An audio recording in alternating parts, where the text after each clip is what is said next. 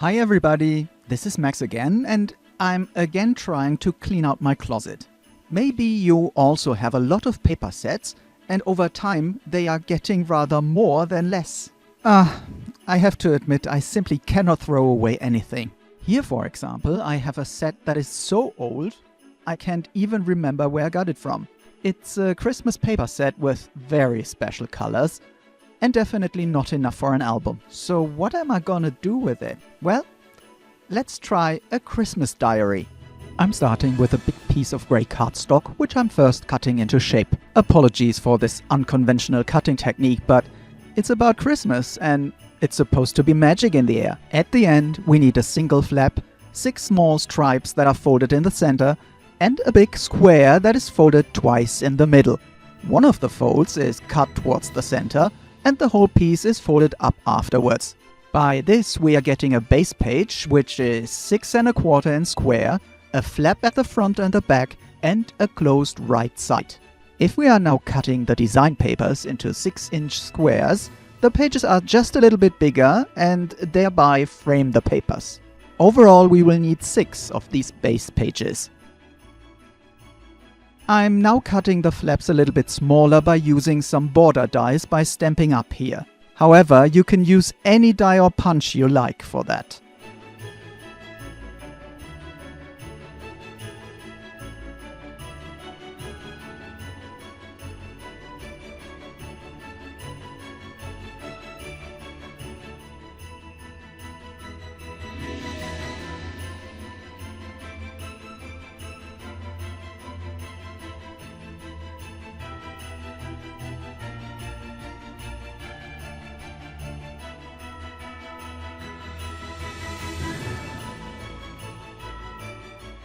To keep the flaps closed, I'm using small magnets again.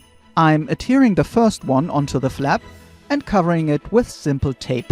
To find the correct position for the counter magnet, I'm slightly adhering the flap to the other one. By rubbing off some tape runner, I'm building a glue dot, putting another magnet onto the existing one and the glue dot on top.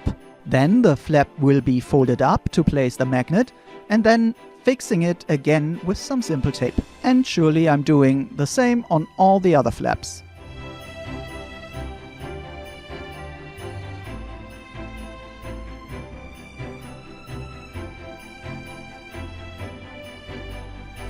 As soon as the magnets are done, I'm adhering the papers.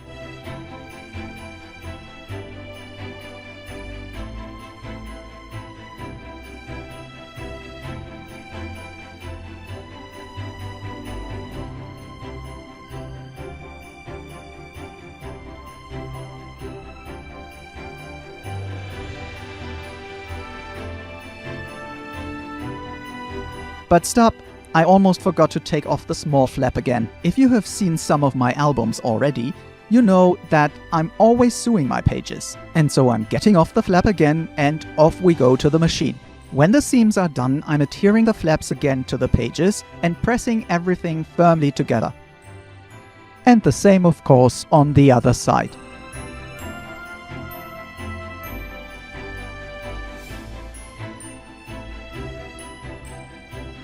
And this is how it looks right now. Now I'm going to sew all the other parts. However, you don't need to do that, but then you should take care to adhere the papers a little bit better than I did. But if you want to sew the pages as well, you want to cover the seams on the inside with tape. Otherwise the seams will rub against each other when we are sliding in and out some photo mats later on. And do you remember the small paper strips that we were cutting at the beginning? Well, one of them will be glued to the bottom of each page and thereby closing the second side of our pocket.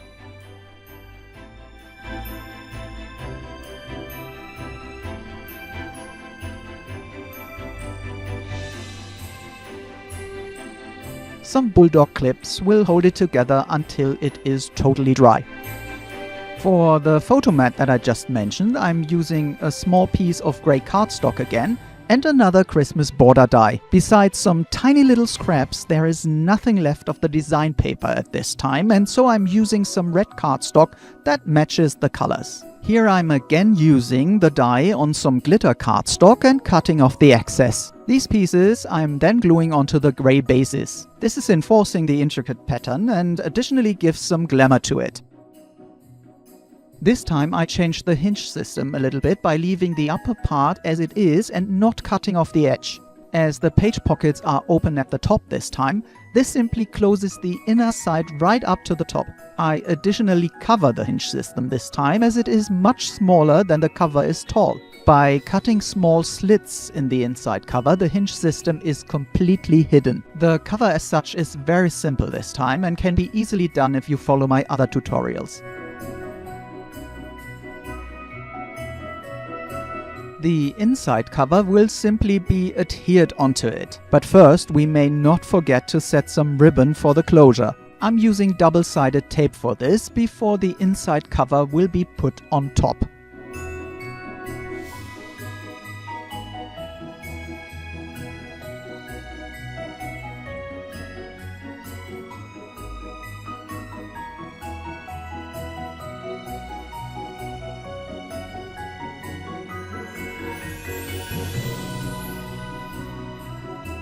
To get rid of the boring grey, I used some stems on the inside. And to bring in the colors of the papers, I used the tiny little scraps that are the poor leftovers. But it was clear right from the beginning that the design paper would not be enough. Finally, I'm inserting the pages and by this closing the third side of each page pocket.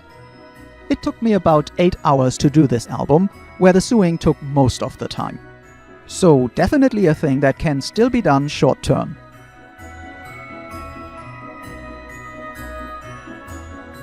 Well, and this is how it looks at the end. Certainly nothing overwhelming, but at least the papers are used and I'm really looking forward to using this diary. Because this year we have a great idea for the holiday season. Every day we will have another Christmassy task for our kids. This will then be documented on these little tags and illustrated by some photos, of course. Altogether something that I'm looking forward to with eager anticipation. All the supplies I used, of course, are listed in the description box below again. And because I'm often asked where I got these from, I try to also give you some links for them.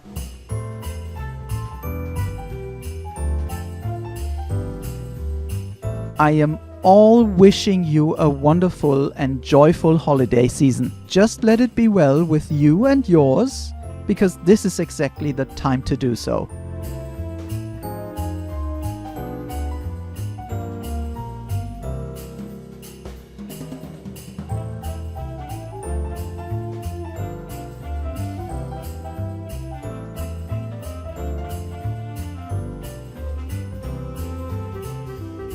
Well folks, and that's it for today.